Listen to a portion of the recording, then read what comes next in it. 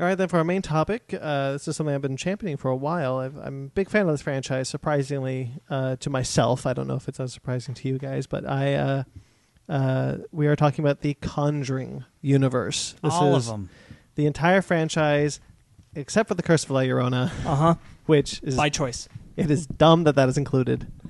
But they mention The Conjuring. No, they mention Annabelle, the first Annabelle. Yeah, because they have the same priest from Annabelle Yes. in that film. Shared You're the only one who universe. saw it. That's another reason we're not talking about it is like Ben, Ryan, and I did not take the opportunity to go see this. No. Also, we couldn't if we wanted to. Yeah. It's No. not on DVD.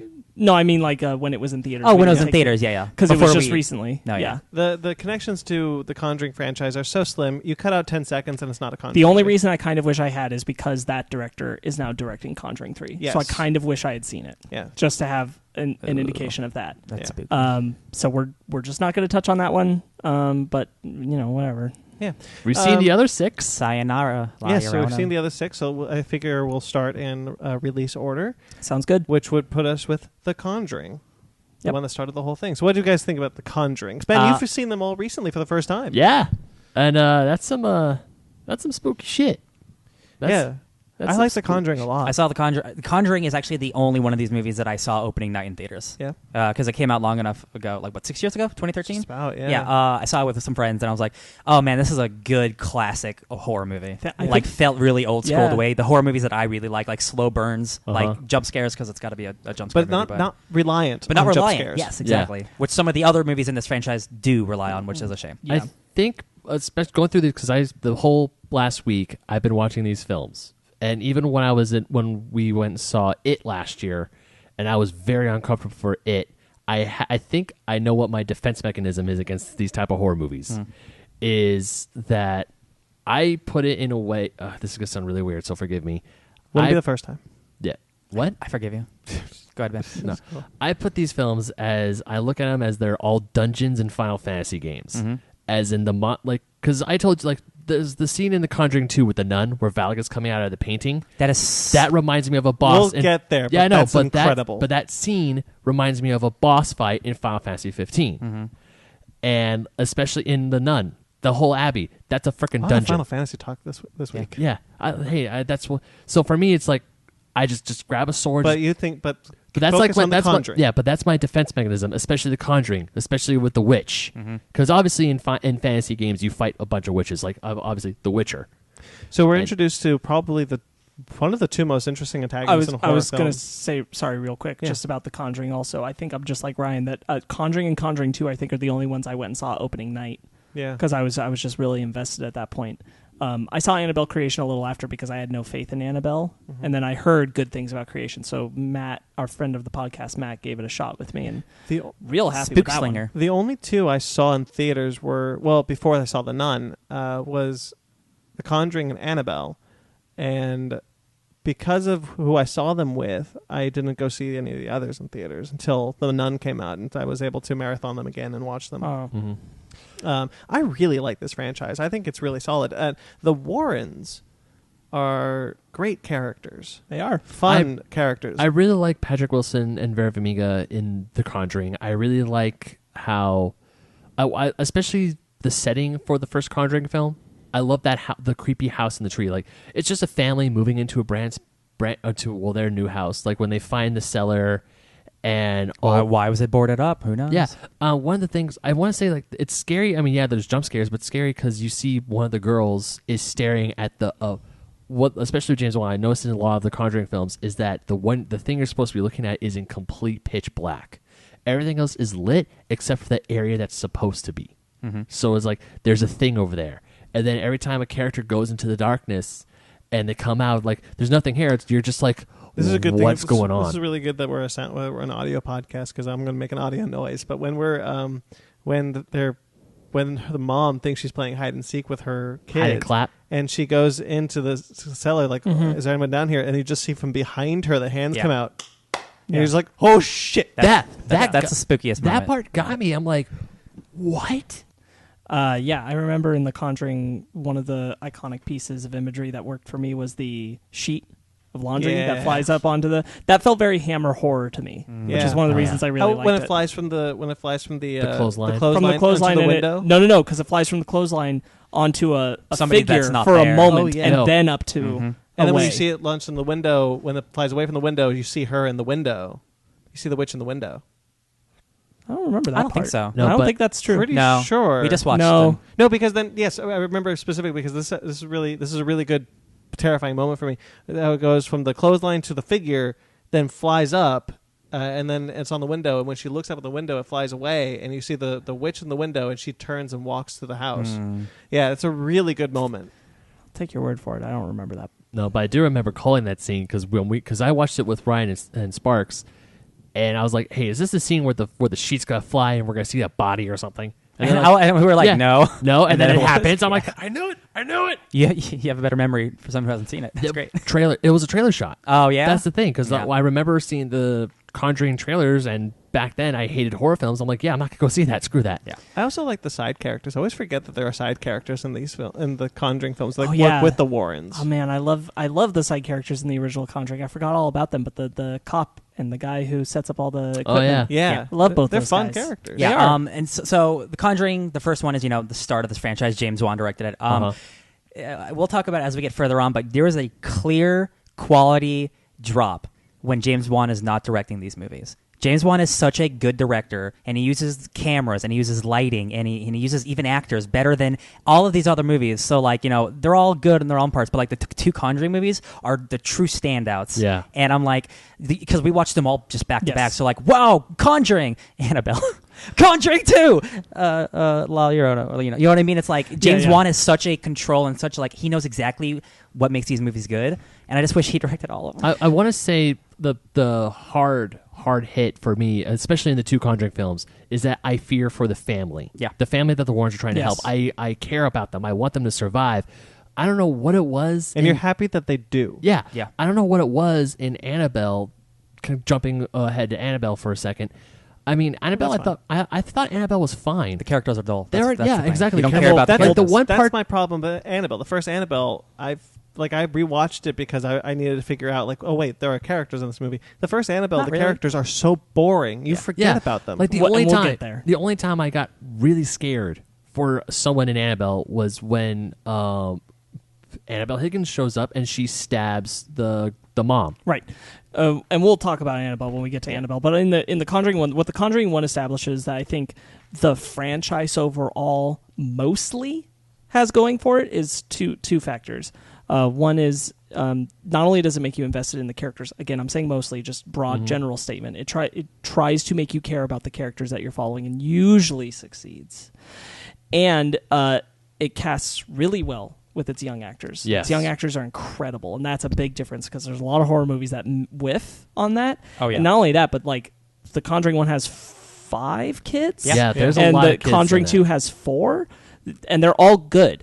They're all good. And the other thing about it is that it very, very effectively does the setup of what's happening without doing so much slow burn for you to get there, and it never goes for, or when it does go for the idea of the parents don't believe that it's happening to the kids Yeah. or whatever, it almost immediately makes the parents see something too. Uh-huh. And I really appreciate that because in a lot of these kind of possession films and everything, it takes a long time. Yeah, you never see the parents never see, and they always think that the kid was crazy the whole time. Yeah. Specifically, go ahead. Yeah. Which in the Conjuring 1 and Conjuring 2, they see shit happening. They Yes. will. They'll do the trope of parents don't. I want The Conjuring 2 has a really interesting bit. Just to touch on it real quick, to bounce off what you were saying, is that the Warrens aren't even sure if they believe what's happening. Exactly.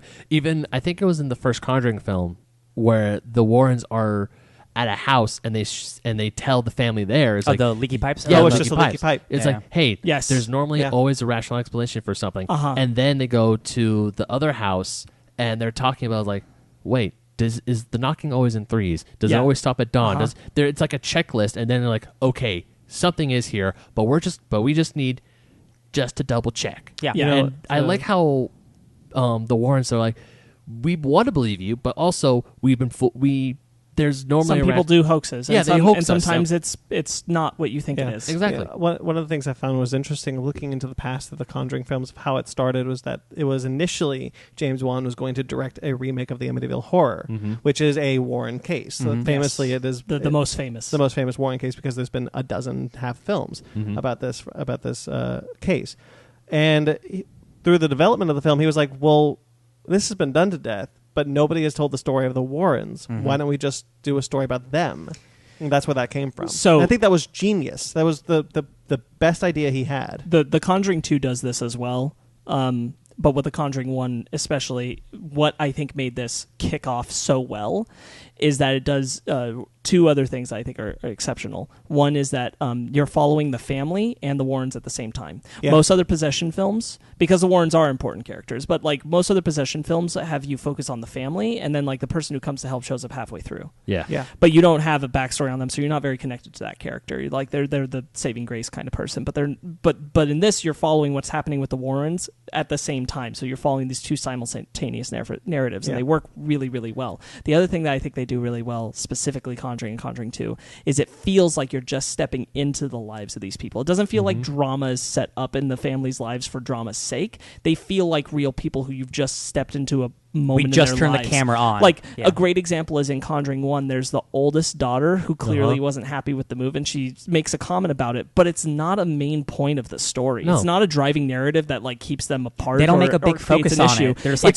she's having problems. It's just a fact of her, but it's not her defining trait as a character, like her scoffing at everything about living in this new place. It feels like these are real people, and you just walked into their home for a moment, and these things are happening. And what I think is also interesting is that when we start both The Conjuring and Conjuring 2, is that we're at the end of one of the Warrens' case. So we get, in the first one, the end of the Annabelle case. Like when they get Annabelle. Like that's where the movie starts. Yeah. We're just like, okay, this was Annabelle. And then that sets that up. And then in the second one, it's the Amityville Horror. And that's where that goes. And there's a tangential connection that shows up later, but it's not focused on. Talk about we're not supposed to see them as a part of as an essential part of the narrative. I think that's kind of interesting. Yeah. Especially when we see in The Conjuring 1, to keep it just focused, when the witch uses Annabelle to scare Judy. I really like that. Is such a great sequence. The witch lets Annabelle out to scare Judy so that Judy will convince the Warrens to leave the case alone. Yes. Because the witch doesn't want to kill the Warrens. She doesn't want the Warrens there. Yeah. Right. I think that's really cool. To stay out of it. Yeah. Like, well, I because really like that. The witch's thing is making parents kill their kids. Yes. I really like the way that specifically about Conjuring. Speaking specifically about Conjuring is the way that they piece together what the witch did, the spirits in the house, what the different relationships are. Because there's about like 4 or 5. I think there's 5. There's the mom, the boy, the maid, the maid, and the witch. Like is that it? Oh, that might be it, yeah. The witch was the one who started everything. Yes, the witch is the one who started everything, and there's the maid, and then there's the woman who was forced to kill her boy, and the boy. Oh, man, when the boy is following the little girl and hiding her is such a cool thing. And we were talking about Annabelle Comes Home later, but the good ghosts, right? Yeah. Oh, yeah, the boy who tells the little girl where to hide. Yes. Technically good ghost trapped there because of what the witch did, but trying to lead them to things that will help them with the witch. When we get to further, that's something I really like in The Nun, is the good ghosts. It's something that I like in the franchise just as a whole, is that there are good, benevolent spirits that are trying to help luckily protagonist. That's later down the line because I want to get into the Nun 2. But the Nun 2 is not out yet. No, well done. Thank you. Clap. No, I want to say Conjuring because one of the things about these monster movies is that is like the build up to what the monster or the creature looks like. I really like how in the Conjuring universe, especially like going to Annabelle. Yeah, not the greatest movie, but when we finally see the demon pop up every once in a while, it's like quick picks. You're not centered on it the whole time. It's kind of like I want to say the Aliens and Signs. You never get a full picture. It's one of the things that the Conjuring films 1 and 2 do very well. Less is more. Yeah, like we do eventually see the witch, like when the mom is about to kill her daughters. But never in full. Yeah, exactly. Never in full. You see her face, the blood red eyes, the Sith looking eyes, and she's just like going in a. It's not the super original, frizzy hair. Yeah, it's not the original actress. It's the witch when she killed herself. Yeah, and she's about to stab the daughters. and it's like that is scary. That is terrifying. Yeah, Conjuring 1 has and it works. Truly terrific stuff. It's truly impressive because we've all seen enough horror movies to know when like this isn't done well. Going back to that family dynamic, how you feel like you stepped into their lives. It's truly impressive how like I can't tell you anything necessarily super definable about any of the kids in Conjuring 1, but I cared about all of them. Yeah. Like they felt like people who I didn't know that well, but I cared about them because I knew them well enough as people in their own way, but there's not like a defining character of that. And so they don't feel like they're written to be Nobody characters. did anything like out of character. Like it was all realistic. Like it's Exactly. just these are regular people. None of When them The should Conjuring have came out- crazy stuff about them. They're just regular folk. When The Conjuring came out, it was refreshing to see something. First off, I'm a sucker for period genre pieces, so it was in the 70s, so I'm totally into that. But also the characters weren't dumb. Yeah. Exactly. They were, when the Warren said, don't do this, they didn't do that. It was never done. Nothing happened because they were stupid. Well, and the parents, again, like I really appreciate that the parents, once things are happening, they take it seriously. Yeah. All adults in these situations, they take it seriously pretty quick. Yeah. Specifically Conjuring films and Annabelle creation. The scene where the dresser just like gets shoved into the door. Yeah, that's Conjuring 2. Oh, is that Conjuring 2? That's Conjuring 2. Yeah. But But still, things like that happen. But yeah. that's the scene where the mom is yelling at her kids. Yeah. When she's like, Right. "Hey," and then she sees the dresser move itself. Exactly. That's Like right. that does speak to that point. So I'll One talk thing- about it here. Even though it's Conjuring 2, that's 100% that moment because she's saying, "Oh, you guys are messing around, scaring each other with this Ouija board." Wham! And she's like, "Okay, it's real." Yeah. One thing that I really Right like about again the two Conjuring movies, I'm not a religious person, I'm not spiritual, but like the thing that the Warrens are the way they're written, they're not written to be mean to people who aren't spiritual. Yeah. They're like, hey, listen, if you don't believe it, that's cool. Just like we have our ideas. Like they see the thing in a paper, like, oh, they're skeptics. Like, guess they don't believe us. They're not like mean about it. They're not like we are right and we They'll are get only upset right. if they're confronted because of all the things they've seen, but Well, they're someone's never, calling them a liar. they'll never. But like they're not mean about it. They're like, hey man, like everyone believes what they want. Like they're not going around being like, you don't believe in God, so this is happening. It's you're like, gonna die if you don't Like get our even help. like Conjuring 1, they get the concrete evidence, like the girl was flying through the room with not being pulled by anything. So they go to the church, and even the father, who's like their liaison, is like, yeah, but they're not baptized, and they're like, we don't care. Look what's happening to this poor family that doesn't deserve it. We might have to change it. And even the priest Warren is and- the only one who can is one of the very few people, not a priest, who can perform an exorcism. Like down the line, after the exorcism was performed, they say the Vatican approved it. They're like, save these people, and then they're just like, we already did it. No, speaking of... There's good-natured people. Yeah. Yes. And I like that. Speaking to your point, Ryan, is that I like that the Warrens also never try to push the religion onto them. Like the family in the first one aren't really into it, but they don't like force anything onto them other than what they try to do to save them. In the Conjuring 2, that family's a little more Christian. Does Ed Warren give somebody a cross and like doesn't he say like you don't have to believe in it or that's number he gives is that two? He gives the girl the cross in 2, saying, in two. hey, this has helped me in bad times, now it's going to help you. Again, like I'm mixing movies, but like it's the same idea. The Conjuring film, it's perfectly very easy to understand why it was such a sensational hit. James Wan was masterful behind the camera with it. The writing is exceptional. The characters are very easy to connect to on all levels. Both as the Warrens, you care about them a lot, but you're able to care about the family even if you don't need to spend a bunch of time with each individual one. You care about them and what they're doing. So there was such a success that a spin-off film was quickly put into development. A very obvious desire for a spin-off film. And I'll be honest, watching all of them again, Annabelle's become overdone for me. Yeah. Not so much in her own films, but in the Conjuring films, where I feel like the fact that we've seen the opening of the Conjuring one 3 different times is kind of bananas. Yeah. And irks me a little. But Annabelle is so important. To the franchise. But they're very proud of their original creation. So the first spin-off was Annabelle. And I have to say, and this goes through all 3 other Annabelle films, I hate that effing doll. I hate it. I do want to make a note because I think it's going to be interesting in our discussion. Ryan and I are both people who saw Annabelle creation first. And Ben saw Annabelle first and then Annabelle creation because I told him to watch them in release order. Yeah, but Ryan and I never had an interest in seeing Annabelle and only watched it because of this. So we saw it this week. Yeah. We never had an interest in it because it sounded like it wasn't very good, and creation was awesome. Yes. Yeah. So that's where we're coming from. So it'll be interesting to me because as a person who saw creation first, creation improves things that when I think about Annabelle as a solo film, I find lackluster. Yeah. So Annabelle was the first Conjuring film, a Conjuring spin-off film, Yes. and it was critically very poorly received. Still made a shit ton of money. I think deservedly. Well, The Nun is actually the most successful of the Conjuring films. Fun fact. Wow. Yeah. It makes a That's lot of so sense weird. because the imagery of her is very appealing. Yeah. That would get you to go to theaters. So Annabelle is fine. I think there's some good scares in it, but the characters are really, really lacking. Super dull. My biggest problem with Annabelle is that there's a scene. Fanny and I were watching this together. Also, and who the hell would ever look at the doll? Oh, you found the one I wanted. Screw you. Put that away. No, that doll automatically looks like it's an evil piece of shit and needs to die. Yeah. But the That thing doll about changes appearances Yeah. so much. Yeah, holy crap! But the thing about Annabelle was that whereas in the first Conjuring film, I cared about the characters. I may have don't remember all their names, but I care what happens to that family. The only time I cared about the family in this one was when the mom got stabbed when she was pregnant. I was like, oh no, don't kill the kid. That's horrible. And there's a scene where Fan and I weren't paying attention. I think it was when the actress who played Mariah Stokes in Mariah Stokes. Alfre Woodward. Yeah, thank you.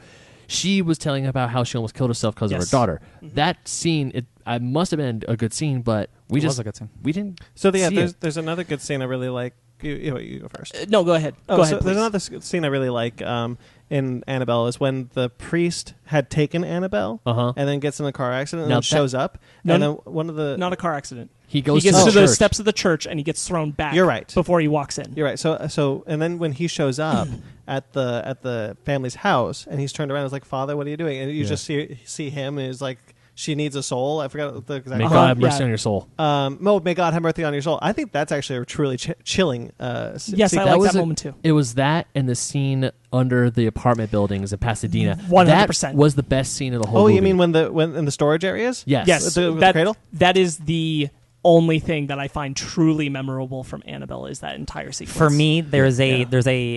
a one shot at the beginning of the movie that tracks. Oh, throughout yeah, the yeah, the house. long shot. That's actually really impressive. Yeah, that deals with ghosts coming in and out of frame, just like in one long shot. Oh, that one. Yeah. That's one of the only things I when remember she about when she it. goes in to make the call about the Higgins murder. Yeah. Yeah. There's Well, a- the Higgins murder was kind of. Oh yeah, I like your doll. Oh yeah, that was freaky. And then I kind of like the I guess you call the poetry of like the blood going into the doll's eyeball. How it's like, oh, that's like the true possession. Oh yeah, okay. But then Annabelle, and then creation kind of kills that for Yeah. you. Yeah. But oh man, what was I gonna? It's so muddled. Yeah, but that Yeah, whole how time. how I was gonna Annabelle say- got possessed is really. I was muddled. going to say Yeah. real quick. I think I know we said release order, but I think we might as well do Annabelle and Annabelle Creation together. Sure. Doesn't really Yeah. mess with anything, Yeah. and there's a lot there. yeah. Yes, I find the main characters of Annabelle dull. We were watching the movie for the first time, and Ryan's sitting there, and he's like, they're having some conversation about a pregnancy, and he's like, this conversation is boring. This is Yeah, a boring it is. conversation. Like And- when I know people are talking for like 3 minutes straight, I'm just like, pull up my phone. Uh-huh. Like, wait, this is a bad sign. I don't like looking at my phone in movies. Yeah. This is a bad sign if I'm not invested right now. Yeah. Super dull. And that's true, and I think so. We find out, since we're talking about Annabelle Creation at the same time, the girl who breaks into their house is the girl who survives at the end of Annabelle. Yes. Annabelle Creation. Well, Yeah. one of the friends. The one who Yeah. gets, I want to say, Yeah. possessed by the demon. Now, I want Or- to say you talked about the demon a little bit, and I want to touch on that demon is terrible. I hate the design of that demon who possesses Annabelle. I think when it's shown in small little. It's the same one from Annabelle Comes Home, right? Like Annabelle the demon Comes Home, with the, Annabelle the Creation, horns. and It's got the Annabelle horns. all have the same design. It's a really dull design, especially for a franchise that has a lot of really interestingly designed villains. They and show too ghosts and much of it, I monsters. think. That one doesn't work for me. Can I tell you, when it was in creation, it was Sure. good. Yeah, I think the To be honest, sequence works having in seen, it was in, creation. having like, the seen shadows and creation stuff, yeah. only, it wasn't ever in it long enough for me to care. Yeah. But Annabelle and Annabelle Comes Home show it far too much. yeah, I because agree they with do. In Annabelle Comes Home, we do see the demon a A lot at However, the end, yeah. the scene that messed me up the most, I want to say in all these films, was a scene in Annabelle Creation where the smallest girl, she's playing hide and go seek, It's my and she favorite hides scene in Annabelle and she Creation. hides behind the under the stairs. She turns around, and not only does she see Annabelle rocking, but it out of focus, and obviously at the doll is the focal point. And I caught this. Fanny didn't, but you see the hands and the red eyes. For some reason, glowing red eyes in pitch black darkness shake me to my freaking core. It's really good. So it's one of the a things, long sequence in silence, which is what works so well. Yep. That's so one of the things that really works for me in this franchise is the stuff that's out of view. It's the stuff that's in, and there's a lot of it in Annabelle Comes Home, which is why it just kind of like jogged my memory. But there's a lot of it in the franchise in general. Just if it's in the background, blurred out, not a focus, that terrifies me. Yeah. That's that sort of thing that you're just kind of like, there's something there, but you're not sure. What I think is so great about the sequence Ben's describing for an Annabelle creation is that it's you staring into the dark and knowing something's staring back at you, and you can't quite make it out. And I always remember that the first time I saw it, because, again, hadn't seen Annabelle.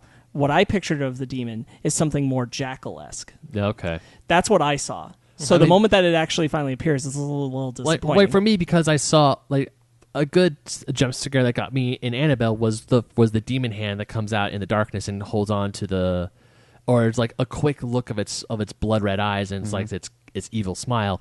That kind of was like, oh shit, that's a demon. Kill that thing. Once again, Final Fantasy mode. Got my sword. Gotta go demon hunting. In full view, that demon looks like the children of the forest from Game of Thrones in a way. You know what I mean? They're kind of like little kids with the horns. Mm-hmm. It's not a great look. Yeah. No. I don't want to get too far away from Annabelle original. I'm sorry. One of the things that truly bothered me about it, and I didn't think that long about it until I was talking to Megan about it, because she'd also watched this with us this week.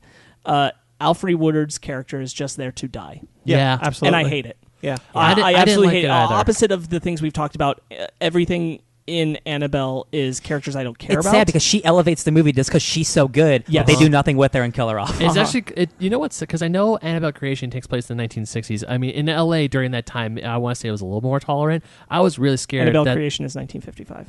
No, I'm talking about original Annabelle. Oh, sorry, you said creation. Oh, sorry. I meant the original Annabelle, because I was going to talk about Alfre Woodard's. Yeah, Alfre Woodard. Yeah, thank you. Because when she first shows up, I'm like, oh, hey, I know that Star actress. Trek First Contact's Alfre Woodard, yes. I was There like, you hey, I know that actress. I love her in Luke Cage. And I'm like, oh, wait, this is 1960s LA. Oh, please don't be a racist prick. Yeah. They're not, thank God. Yeah. Well, that's the thing. The Conjuring films have never... Yeah, they've never been about that, which I'm okay with. Yeah. And you're right. I was really bummed out because she believes in the mom, and she's like, hey, I'm going to help you out. I know I'm a complete stranger to you, but here, let me help you. And then she's like, okay, I'm just gonna die. Peace out. She shows up for like 1 minute here, like 5 minutes there, and then it's she's like, dead. I'm decent like, wow. character. It's like, hey, decent. Like, hey, this is the reason why I'm doing this. And then all of a sudden, bye. Yeah, the husband is supportive and believes her, but never enough to actually stay home when things are getting bad. Yeah. So many times What I'm the just like, hell? why aren't you guys staying together? What's going on, guys? Come on. Yeah, it's or like why keep isn't the she baby in the Does same she room not with have her? any friends? Why doesn't she have somebody at the house Yeah. with her? This is nuts. Oh, you know Regardless of the ghost stuff, if my wife was stabbed in the stomach while she was pregnant, I would never leave her side. Exactly. Are you kidding me? No, there's no way in hell. Give me a I don't break. care if I have a residency at the But we're hospital. in a different city, Ryan. It's okay. It's never Yeah. going to happen. Yeah, you're right. Yeah. No, you're right. another one that I noticed the last shots when she's Can't on be the that far away though, because it's the same priest. Oh, yeah, you're Go right. on. Oh, But God. they drive from Pasadena to San. Well, back then traffic wasn't that bad, but that's semantics. Yeah, That's yeah. stupid. But when that's a shot that I hated because I saw it a lot in Annabelle when she's on her sewing machine and you see her fingers getting dangerously close to Neil. It's like, Oh, I know. I that know happens a lot of so foreshadowing. much. I know what's gonna effing happen, and it Yeah. happens, and she's like, "Ooh, ow, that stings a little bit," and then it's like, "Oh, are you freaking?" And they do it again. Annabelle suffers from the things that the Conjuring films and creation don't suffer from, which is very predictable Yes. places to go. That's why the sequence that's downstairs is so good, because I didn't know where it was going to go. Yeah. Yes. I kept wondering every time the elevator doors open what was going to happen, And that was effective. Yeah, but that was. most things in Annabelle are very paint by numbers. Yes, the other thing that doesn't work for me in Annabelle is the fact that I don't think, and I think Annabelle Creation, Annabelle Comes Home, both Conjuring films, like they're good about this. Annabelle moving takes away all fear of that doll. The fact that that doll is possessed by a thing is When more. does she move? So in Annabelle, there's an extended sequence where she's laying there on the floor, and then she gets up, and then she stands up. Oh, yeah. And then she's lifted into the air. So that bothered me until The demon is holding standing her. Yes, behind her. I think that's fine. It's a good image, but it's silly up until that point, and it takes away the fear of that. Here's my moment. counterpoint to it: Annabelle Creation, you don't see the doll move, but you get the implication of it. Sure. Is that when it's under the sheet in the rocking chair and it comes out? Yeah. You see the figure moving under the sheet, which is implied to be the doll, but you don't see the doll. Yes. And then the sheet comes down, and there's nothing there. Yeah, see that. I think like that. seeing the doll- I understand what you're saying, but like, because the demon was moving it, it's whatever. It just didn't work I get for it. me. I do think that it's better when the doll doesn't move on its own. Yeah. So, like we said in the Conjuring films, like what the first Conjuring film, and we're going to go into it more when we talk about Conjuring 2, is that the family isn't dumb. They don't make dumb mistakes. If my wife said, if like a murder happens in my house and there's like an object associated with that murder, I want it gone. And then my The fact that they kept the doll. yeah, the fact that she's like, no, she has a home. You're like, you know. Oh, Get wait, no, that you know what? thing You know what? away. You know what? You know what? To your point, it's less stupid than what you're saying, but it's still stupid because they don't pack the doll initially. Yeah. It shows up in a He box. throws it in a trash can, Yeah. and then it comes out of a box, and it's implied that it like seduces her into deciding to keep it. Still dumb. But I'm like, it's not. In a film that tends to be kind of heavy-handed, it's not heavy-handed enough, and it's like, oh, is that Get what that happened doll with her? out of here. Why would you keep that? If Yeah. I threw away a haunted doll and then it shows up in my boxes Sure, after, I wouldn't put it in my kid's bedroom. after I moved 30 miles away, I'm like, no, this needs to die. The fact that the husband still decides to not be concerned at that point Yeah. enough to like do anything Yeah. is baffling. Yeah. That's like a big nope. Oh, you know what's a good scare in Annabelle? Actually, it's when the doors are flipping, and then the little girls in the thing. You know, and then I she know which runs. one you're talking about. Yeah, that little girl that's supposed to be Annabelle, but if you take a creation to an effect, then it's supposed to be Janice, and it doesn't look like Janice, Yeah. and that's weird. But yeah, it's when she runs from the thing and then shows up in the room and is an adult lady. I thought that was yeah. a good, effective scare. that is a good scare. You're right. You know, I- that's a decent scare. I remember that from the trailers. I'll fully admit that it didn't work for me because I'd seen it. That was the one thing I remembered from the Annabelle trailer. Yeah. So by Yeah, the time I I saw knew- it in the movie, I was like, cool. you know what's going to happen. I didn't. You so know that was exact- cool. No, yeah, and that's good. I'm Yeah. cool. I'm glad that worked for you. For me, I'm like, cool sequence. I got caught up in just the thing that they show a picture of the young Higgins girl, and that's who it's supposed to be, and she connects that because she sees it in like a flashback moment to that moment.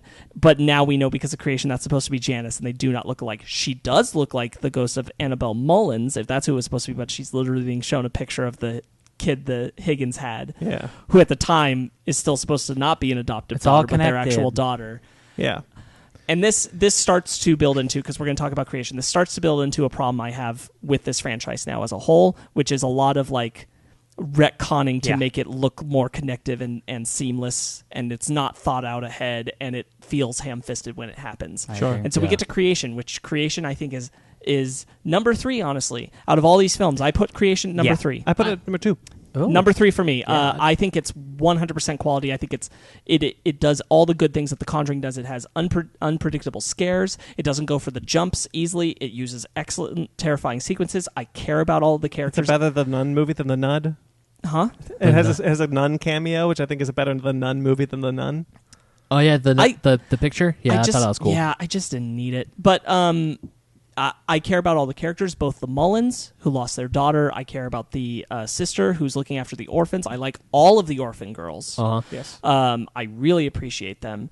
It's very effective in its pacing. Yes. And it does the exact same thing we were talking about with the Conjuring films earlier, which is like when it launches so hard into shit hitting the fans so early. I didn't expect it. I remember the first thing that got me the first time I saw it was when Annabelle's ghost is tapping the window and she turns and says, "Your soul," and she's all demonic looking. And I was Yeah. like, I didn't think we were going this to like ramp up to 60 this fast. Yeah. This is great. One of And my- things start happening quickly. She gets yanked out of that chair. Yeah. By the dark and dropped down the stairs, and I'm like, I don't know where this movie's going. This One is of excellent. my favorite scares in Annabelle Creation is when she's outside and the nun lady goes away and then comes back and you just see her quickly grab the thing and push her into the barn. It's like, wait, what's going on? And you don't see the face. I think that's really effective. You know what? And terrifying. Also got me was near the end of the film when the scarecrow comes to life. Scarecrow's Oh, yeah. Heck yeah. good. Yeah. Scarecrow's That- good. Scarecrow that whole sequence is a great example that I'm going to be bringing up in the other spin-off films of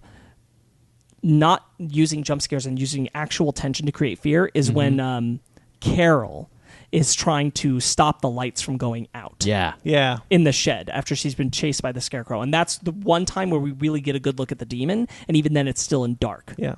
When it comes down upside down like a spider. Yeah.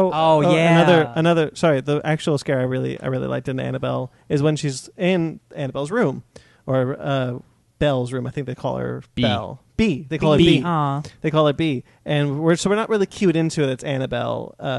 Well, obviously we know because of the doll, but when she's looking at her journal, it's like Today, many pages later, today I came home. and I was just Yes. like, shit. Yeah. Yeah. Talking about creation entirely, the opening with the Mullins, just the setup, Yeah. I really like. Yeah. There's a weird thing they do about 12 years because their Yeah. daughter dies 12 years later is when all this happens. Then it's another 12 years before the events of Annabelle. Yeah. That's It's kinda whatever. like There's no 20 direct years. connotation of what that is, but It's like a Jeepers Creepers it sort of thing where it's like X amount of years pass and then shit hits the fan again. Yeah. I really like that setup story of just like, this is where the doll comes from. It's because he was a doll maker. The original Annabelle doll is number 1 of 100, which I question. We'll talk about it in relation to Annabelle later, but if that is in fact the same doll that appears in Annabelle. Because Sure. I find that far too coincidental. Yeah. And if you told me it's just a different one of the 100, I find it more believable than if it's the exact same doll that was taken away. So at does the that end of mean that creation. all 100 of those dolls are like... No, because I think- they say you can't possess an object. Because this is the thing I was telling you about. So at the end of creation, the priest takes the doll. He says the doll was conduit for evil, but the evil has left it. Now the doll is just a doll. Yes. Who wants it? None of the orphan girls want it, obviously, so the priest puts it in the trunk and it's gone.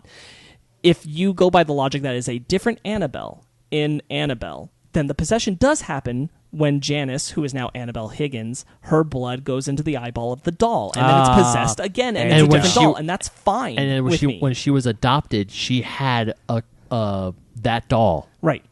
But if you tell me that it's that exact same number 1 doll, I'm like, bullshit, that doll just wound up in the neighbor's house of Janice? Yeah. Are you kidding me? I mean, to be fair, there, like in other movies too that we'll talk about, like there's a lot of coincidental stuff. Was going it on. just me there is, or but that but one's a stretch. I'm with Sparks on this one. I actually buy that. I would buy that it's just another one of the dolls. Just yeah, that- if you that want to tell me demon- it's one of the 100, cool. Yeah, that demon just really likes that doll.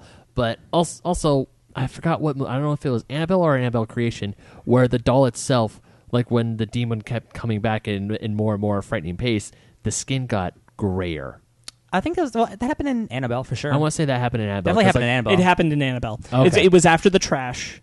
Yeah, And then Because we all mentioned like, wow, that's Yeah, she's yeah, dirty. and it's like degrading from its possession. Yeah. That's what it looks like.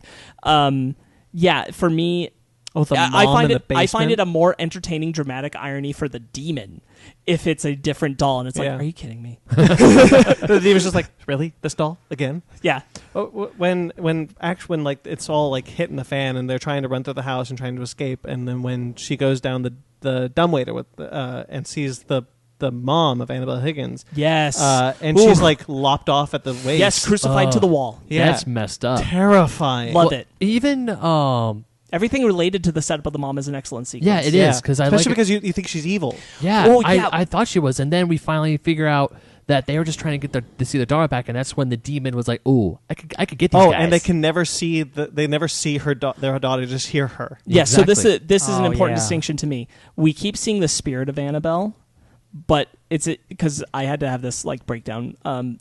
So Annabelle's spirit never actually came back to the house. No, it was Yeah. a demon looking like Annabelle, and it used it to get into the possession of the doll, and still uses her appearance. But Annabelle never actually came back. Right. No, they just call it Annabelle because it looked like Annabelle. It at first, and decided the to name take stuck. it decided to take Annabelle's name because Uh-huh. later Janice says, "I'm Annabelle Higgins." Exactly. And when she kills her dad, Yeah, we'll get to that. Uh-huh. So I had a train of thought, but it vanished. I'm sorry. That's okay. Somebody else talk. I'll tell you come back to something, it. Sparks. You were talking about how quickly a lot of these movies get to the shit hitting the fan. Yeah. It's because these movies are not 2 hours long. They are all under 2 hours That's long. not true. Conjuring and Conjuring 2 are over 2 hours. Are they really? They Yeah, they are. Damn, because I just Conjuring- looked at like 3 of them. and- They're all like and an hour Annabelle- 40. But they're 3.5 hours. And Oh, man. Annabelle This isn't Creation, Avengers. Annabelle Creation is very close to 2. Damn, The really? others are shorter. Okay, I guess but- the 3 that I looked at No, were that's all- what's yeah. that's the other thing that's so impressive about Conjuring 2, and Yeah. Annabelle Creation. They take their time, and you don't feel I like guess they're I just over. don't feel it because No, they're good. They're yeah. not No. overdone. right, never Annabelle mind. Creation has another excellent scare. It has a lot of excellent scares. Let's be honest. Annabelle Creation's really good. And one of my favorites is when Anne is shooting the little gun into the dark, and the Dark comes back. gun gets taken away from her, and she's just staring at the dark, and then she just hears the bam, bam, bam, bam, bam of the feet coming running Yes. at her. Yeah. Feet running at you in darkness. Great scare. Oh yeah. They use And it, now- and then Annabelle comes home, and it always terrifies me whenever I hear that the feet running in darkness. I hate that. One of the things that got me was when the oldest ones, the teenagers, Carol and Nancy. Yeah, they were under the sheet, just like Yes, being teenagers. Yes, that's the other thing. And then they hear the footsteps. They hear, and then finally the ghoul comes and grabs on the sheet, and I'm like, oh. So the cool thing is that the demon is so cheeky, it decides to use the story that they've told themselves to scare each other. Yeah, and be like, that's a good one.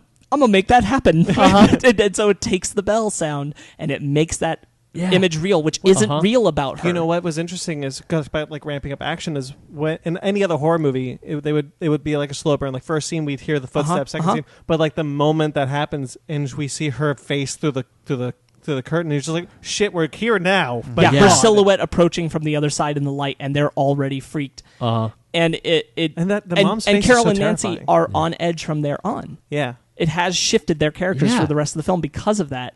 And they're like, one of them is like, something happened, and the other's like, no, we just freaked ourselves out denying it. And it's great. Their characters are so well developed. The girl with the polio in her leg, what's her name? Janice. Yeah, and even Janice, she's like, you saw something. And they're like, no. She tried to toss Annabelle into the well. Because you know this is a prequel to Annabelle, and you know that there's going to be the doll and everything, and however that comes about, it's going to... You expect things to go bad. Yeah, it is in every way a tragedy, and it's such a hard tragedy to watch Janice go through. Yes, and you know no help is coming to save her. You want to know something? When Faye and I were first watching this movie, we watched it together. We watched them all together except for Comes Home. At first, we were like, "How does this tie into Annabelle?" We know this is a prequel. How does this tie in? Sure. And it wasn't until the last third of the movie where we're like, where everything was like. Kind of explained it how it all tied in, and then when Janice got adopted and she said, "Hi, my name is Annabelle," and then we see the scene of her killing her parents, and it goes into the Annabelle the standalone film. We're like, that was a good way to tie it in. That was a good way to like weave it all into a thing. Yes, we were really happy with that, with how it moves into Annabelle, even though Annabelle's the far but less superior. It doesn't film. do anything to help Annabelle. No, it doesn't. It just says that you're screwed. If I think about Annabelle without creation, I think Annabelle's very lame. A very lame story. I mean, I don't like the cult thing. Yeah. I don't like... I do like the implication now that because she was already possessed by a demon, Annabelle started the cult. That's what I'm going to go for. To sacrifice a soul to a demon that was itself. I like that implication a lot more than, she just, 2 years later she became part of a cult and she just decided to do this, and now she's a haunted spirit that's trying to sacrifice a soul to this demon.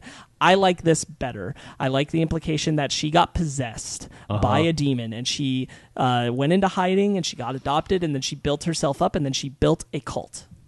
That's following. I like that idea. It makes it feel like there's actually an impact these demons can have when they're possessed and they get away. Yeah. The following has had a lot more talk in this episode than I ever thought it would. Yeah, I know, right? I mean, like, when we were watching Annabelle, I was surprised I was like, okay, so it is, because I suspected it because of the end of Annabelle creation, and I had no context of what Annabelle was, and I'm like, okay, there's like a dude in white, and she's in white, I guess something's up. Yeah. And then they start talking about the Manson family on the TV, and I'm like, cool, she's cult. Yeah. And I much prefer the implication that she started it. I think that's cool. That creation does add to it for me. Annabelle on its own, I think, is lame. But if I think about creation, even though like obvious retconning occurs, and like it's super heavy, but it's so nuts that like Annabelle is so and then they made another film about that character later, and it's far superior, and it's written by the same dude. Yeah. That's crazy. That never happens.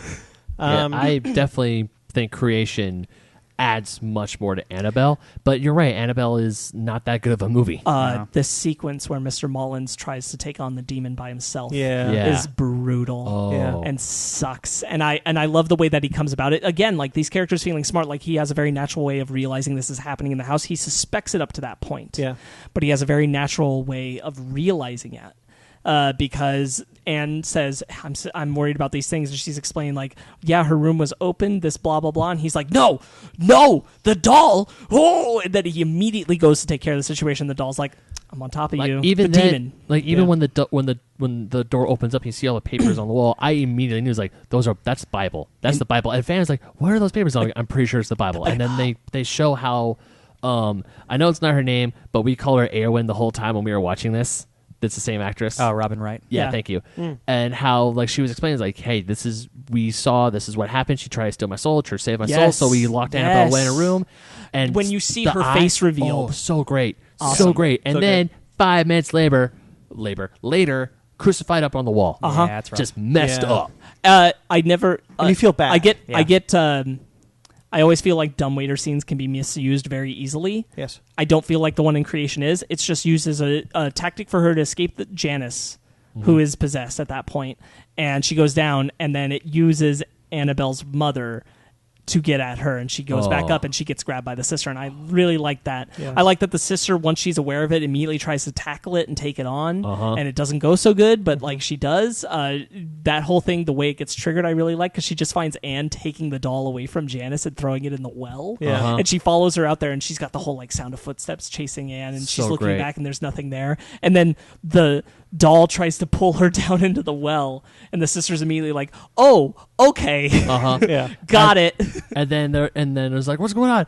Just run! And they're running away from the well. Yeah, the sequence where Janice gets rolled into the workshop Yeah. and that's- sealed away from the others, and then vomited into by Annabelle's spirit, which is the demon. Yeah, being possessed finally. Brutal watching that happen to her. You're like, man, Yeah. that sucks. I Poor kinda- Janice. I kind of do like how in the Conjuring universe, someone's going to get possessed. Like it Because happens of in the in the first Conjuring, we see the witch possess the mom finally by like going bleh in her mouth. The same with There's a clear tactic to it. Yeah. Ectoplasm. I call it the Evil Dead tactic. Yeah. Yeah, I really like that. Janice getting out of the wheelchair and the dark coming around, and it kind of looked like a jackal to me, but the demon taking its form to take on Mr. Mullins. Also excellent. See, there's just so much good in that movie. They use darkness really well. They use darkness. They use their set really well. How the darkness like almost kind of like surrounds as like an imposing force. Yeah. So Conjuring 2? Yeah, this is the best one. Conjuring 2 is the best. Yeah, This Conjuring is my 2. favorite. I forgot how we finally get to have extremely good this movie I would say is. Conjuring 2 is the best of the films. This is the part of the conversation I've been looking forward to the most. I can't wait to talk about the Conjuring 2, the best horror Christmas movie. Yeah! It's a Christmas movie. It is. Fight me, Brandon. I'm not going to. I've lost this fight. It's about before the it began. values of Christmas, I don't family, care. and togetherness. I don't care. And here it is. Ho, ho, So the Crooked Man's really horrible. cool. Yo, the Oh, Crooked Bill Man's really cool, but I Wilkins. don't want a spin-off movie. Yeah. Talk about that. Yeah. Are we getting a spin-off we are. movie? Yep. So anyway, Conjuring 2 is, yes, I agree, 100% the best of all of this. Yeah. Fantastic in every And again, way. like I was talking about how like James Wan is like he's like the bee's knees of directors, right? It's like we watch Conjuring and then we watch Annabelle, Annabelle Creations, and then back to Conjuring 2. The first 10 minutes, there's already more camera work, more crazy lighting, more. I'm just like, God, this guy. So- I'm so glad he's back on board. I think he has directed the best. I guess I can't say it, but kind of cheekily saying it. This is the best Amityville horror film in the first 5 minutes of the movie. Oh, yeah. I mean, besides the Ugh. original one, like that original's it's good. I've never of seen its it. time and holds Which up. is See, why so I said, yeah. Which is why I said cheekily. I'm saying this. I mean, but besides that, like it is a good representation of it. Yeah. I will Yep. say it does a very good job of tackling that case without doing a film about that case. Yeah. Oh, Yes. yeah. Yeah. So, yeah, that How we first... find out that it's actually Valak who is involved in the case was really interesting. Valak, the Thanos of our universe. I get confused on that because I can't tell if it's that Valak did that, the Amityville case, or that Valak, she's having a vision about Valak while she's there. I got the assumption because Valak of the was because there. of the consumption of the evil. Yeah, I thought that too, but then I think back on it after the rewatch, and I'm like, it's just I don't know if there is a right answer to this. Perhaps it's deliberately vague. because she's looking into the evil that's there, but it doesn't show that Valak did it, the Amityville. What happens is that she senses so much evil there, and a spirit from there takes her down to the basement where she has a vision of Valak, but Valak's only showing her the future because she's getting the subconscious visions of Valak. And what I think makes this questionable to me is because I don't think Valak is actually haunting her when they're at the home. She's having visions because she's so susceptible to this stuff. So she's having a vision of Valak because she's being forewarned about her future. Okay. But it's not Valak actively being there because Valak is in London. And if that's the Yeah. case, I think she's having a vision about Valak, not that she's actually encountering Valak. I think it's deliberately vague. I do also, but that's because I don't believe it's actually the entity of Valak. Because there have to be, the further we get into this, there have to be some rules about what they can do and what they can't do, because otherwise, like, certain things don't make sense. Yeah. And I don't think Valak is actually in her home when the painting is there. I think she's having a vision. Oh, no, that is definitely like she's having a vision of Valak. Right, and that's what I'm saying. So that makes me wonder if Amityville is also that vision. Probably. Because, and here's the key reason why I come back to it. In the vision she demands the name and gets it. Why would the demon actually give her the name when it's the thing that can beat it? That's right. Yeah. So if it's a vision of Valak, it makes sense why she gets the name out of the vision. If it's actually Valak, I don't understand. And also, what I liked, because the whole time I'm watching Conjuring 2, I see Valak everywhere in the Warrens' home. Yes, like because I think Ryan has a point about this that I kind of agree with, but I think the implication of it is that Valak is so much in her home because you're supposed to realize that it is something of her subconscious, what she can do, trying to scream at her, this is coming, this is the name. So that you feel like it has been ever present in her life. I agree with Ryan that it should have been. It's my very problem heavy-handed. it appears 3 times in the movie. And I'm just saying, like, we're all very observant people. If I see the letters Valak spelled 3 times in my house, I'm probably going to notice it once. Or the 4 of the people in this house are going to notice it. Yeah. I know, like, that's a small thing, but, like, it appeared multiple times, and I'm like, wow, you guys just really don't pay attention to your own house when things move around, right? You guys are paranormal investigators. That's your whole thing. So if it is her vision... then that would actually make sense why Valak doesn't actually attack her in her vision ever. Exactly. That's why I'm leaning right. towards that, and that Amityville wasn't caused by Valak. I think you might be right. But was actually her being led by the evil there to tap into that sense of what's further. Now, that doesn't change the fact that what happened at Amityville was probably terrible in its own right and something else. Just not Valak. But I don't know that it was Valak. Yeah. That's a good point. Well, we're in London for this. What a great film that we can have this kind of deep thinking about. I think The Conjuring 2 is so amazing, so terrifying, so chilling. And so many good scares, like consistently good scares. Valak is such an imposing and terrifying figure. Not only that, this is something I want. This is a great time to touch on it because I think Conjuring 2 is the best example of it. But when Joseph Bishara is doing the music, which he did in the Insidious films with James Wan 1 and 2 as well, and those are fantastic horror scores. The sound of horror is just as important as the visuals. 100%. And the music for The Conjuring and The Conjuring 2 and Annabelle Comes Home is fantastic because it's Joseph Bishara. And he makes some uncannily creepy new sounds. The nun's music when she's wandering around is very effective, specifically in the sequence you're talking about where she's in the study and the shadow moves around the room. That is the standout sequence. That is my favorite sequence across the entire franchise. You see her hands come out from behind the painting. That is the best sequence, in my opinion, of the entire franchise, and it is in no part short because of the music. So I got so it's my favorite. It's my favorite sequence in the film as well. It's the thing that stuck with me the most. My only thing is, with everything that Ed Warren has seen, he paints that thing, and he never once goes, "Why this is really creepy. Yeah, I'm not going to hang this up." Yeah, even Fanny was saying, like, why would you hang a portrait of a creepy ass nun? In defense of that, I think you could make an argument that there is a sense of desensitization to it, that it doesn't have the same effect on you anymore when you've seen some of the things you've seen. I understand, like, he still questions like why he had to paint it, but he was seeing it in his head, so he had to get it out. I do think that there is a sense of like these things don't immediately like, oh, that bothers me when you've seen as much as it's implied the Warrens have seen, which by Annabelle Comes Home is quite a lot. I really like how they talk about how they first met. Like, something happened to me when I was a kid, and nobody ever believed me until I met the person who did, and I married her. Yes, and there's even a line in Annabelle Comes Home that's really sweet. Yeah, that we'll talk about later. Yeah. What was I going to say? The personalities of the Warrens are they're still like regular people, but like these are really charismatic, fun people. Like he plays guitar, he loves Elvis. Yeah, it's like these are just like these are genuine people who just want to help people. They also deal with demons. Like when he's hearing the story about how her ex-husband went away, like moved or left him. And then I was like, he took all of his music. We haven't had music in the house for years. And he plays him Elvis and gets him the Blue Hawaii record. But one of my favorite shots, because I have 2 really good shots in this movie. Hold on. Can you hold on to it just for a moment? Because I want to touch on the Elvis moment you Go just talked about. Patrick Wilson playing Elvis is another thing that James Wan is able to do. Specifically, James Wan really well with these movies is balance a tone of like the tension and the dread, and then alleviate it in a manner that feels organic. It's not going for comedy, but it's going for sweet natured, and it allows you to connect deeper with the characters. And Patrick Wilson singing Elvis is an excellent example. of that. I believed all the emotion from the mom, like oh my god, my kids are happy again, and all this horrible 100%. stuff is happening because these people came to help.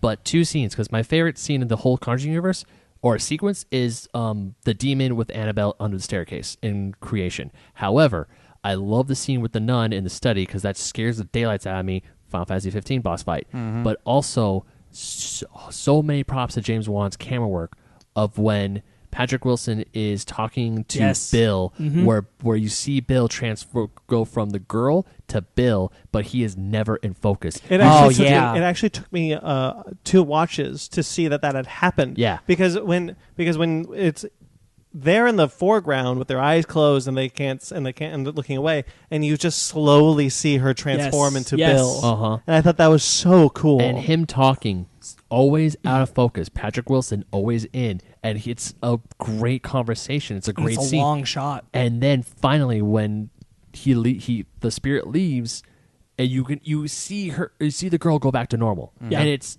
terrifying, and it's freaky, and it's great. It's one of the things I like about the film is that the Warrens can't prove that this is really happening.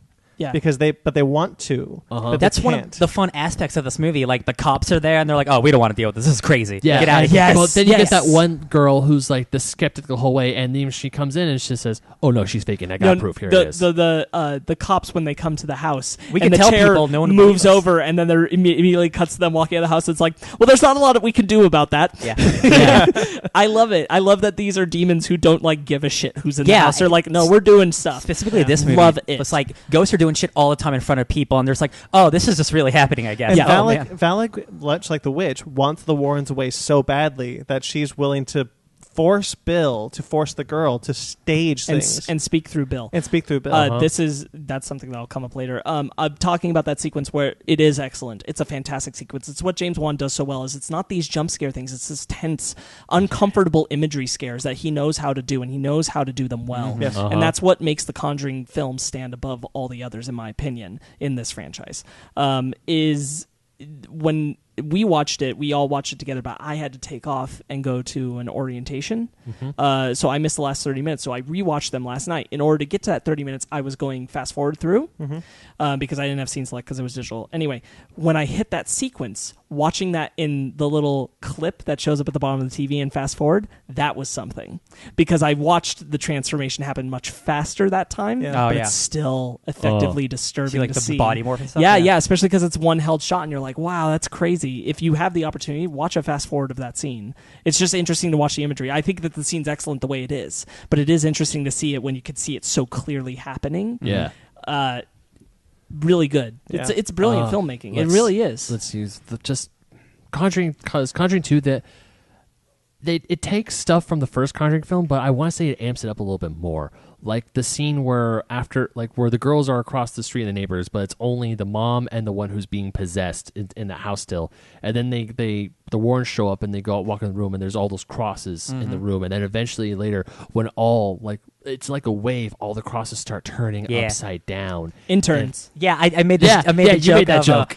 So there's some 16-year-old behind the wall just turning all these crosses for the shot. And then in a dozen of them. every other movie now, there's shots of crosses turning. I'm like, oh, they got that intern back for this one. Oh, the interns for Annabelle comes out. I noticed the crosses going upside down a lot in The Nun and also in Annabelle comes home. There's actually a really effective one. Since you brought up The Nun, I just want to talk about, before I forget it, one of the more effective scares for me in The Nun is when Tessa Farmiga wakes up after going to bed and seeing one of the nuns like praying praying in front of her bed, and it's very subtle in the background. It's very subtle that in the background the cross is flipped. Yeah, it was good. It was a really effective one, I thought. But anyway, back to Conjuring 2. Conjuring 2 does the same thing very well that Conjuring 1 did, which is where I feel like I've just stepped into the lives of this family. Yes. And I care about all of them, but I didn't need to have character-defining traits for all of them. It's impressive. It's impressive how those films work so well. And you care about the character so much that when the girl becomes the crooked man, you're like, oh no. By the way, the crooked man reveal when the dog is terrifying. Oh, that's awesome. I love when the mom realizes that this is real and they bolt over to the neighbors, and the neighbors are super helpful and everything. It's a really cool, it feels more genuine of people than the horror movies tend to go for tropes. Yes. And I really appreciate what it reminded me of, honestly? I just realized Poltergeist. Because that's a whole thing about parents believing their kids, regular people coming in going, oh, this is all real. But a way more horrific funny version. Thing is, I got the Poltergeist thing from Comes Home when the TV turns on. Yeah. Although, funny, so this is a really quick little anecdote that I just looked up and just to double check. But so we know that the upside down cross is used in a lot of media as a term for like the Antichrist. You're going to talk about it not being actually meant to be the Antichrist. It's technically St. Peter's cross because St. Peter didn't want to. Well, I didn't know that. Yeah, it's an interesting little bit. It's been kind of bastardized over the time, but St. Peter didn't want to like have the same cross as Jesus, so he flipped it. Yeah, well, and he was like, "This is it's not very original." I'm very surprised you knew that. Yeah. Cool. My favorite thing about this movie, it's not even a jump scare. It's just like it's like a plot device. It's like you have the two recorders because he only got one part of Bill's message, and you realize that Bill is not the bad guy. His spirit is being forced, and it's like of course it's like to figure it out. It was played backwards. He will not let me go, and I'm like, and that like blew my mind. I'm like, man, James Bond, you're killing it. The whole plot twist in this film that you don't get in horror movies of like, hey, that malevolent spirit you think is bad, guess what? Actually being held there by a demon. Yeah. Excellent. Yeah, that's a super great idea. The demon, like the spirit himself, because when a Lorraine does commune with the spirit, he's like, I've been trying to leave. I know I'm done. I want to go. I'm 72. I was like, I want to go. The demon won't let me leave. She won't let me leave, yeah. The sequence where the boy is in the back and the crooked man appears. And the crooked man chases him down the hall to where the family is, and you hear it speaking like that, but when it comes around the corner, it's the girl. I know. Yeah. So, question. Is the crooked man Valak, or is that... The crooked man is a... or is that a completely different demon? It is a illusion created by Valak, which is what Lorraine says when she realizes that the Bill spirit is being held. She's like, Bill and the crooked man, all of that has been manifestations created by Valak. All right, so Valak's the one like messing with them. Which is key reason why I'm very upset they're making a crooked man spin-off. So yeah, that's what I was about to ask. The thing about the crooked man film being announced led me to believe that because Bill is a real person who lived and his spirit was being bastardized by Valak, Bill Wilkins. It feels like the crooked man will be retconned into being a similar type of entity, not a benevolent entity, but like a malevolent entity that's being used by Valak. Yeah. That's what it looks like. Yes, anyway. Very likely they will do some retconning to say, hey, more that spirit Valak. Also exists at some point, which... more Valak. In my opinion, anyway. Sure. I don't need a Crooked Man spinoff. Yeah. I like the Crooked Man in this movie. I don't need a whole movie about him. Same here. I thought, especially because he's not his own thing. There's actually a Crooked Man movie, like an asylum movie called The Crooked Man. Yeah. So I just want to give quick credit here. So the two Conjuring films have been written by Chad Hayes and Carrie W. Hayes entirely for the first Conjuring film, and the second one was Chad Hayes, Carrie W. Hayes, David Laisley, Johnson McGodrick, and James Wan. And they crushed both of those scripts. They're fantastic. 100%. And I only bring this up because we're going to talk a lot about Gary Doberman in a bit, who's handled pretty much everything else in the franchise that isn't everything Curse that's of not La Llorona Conjuring. and Conjuring 3. Yeah. So we'll get to that, but like they killed it. These scripts are fantastic. They're tight, but they're inventive.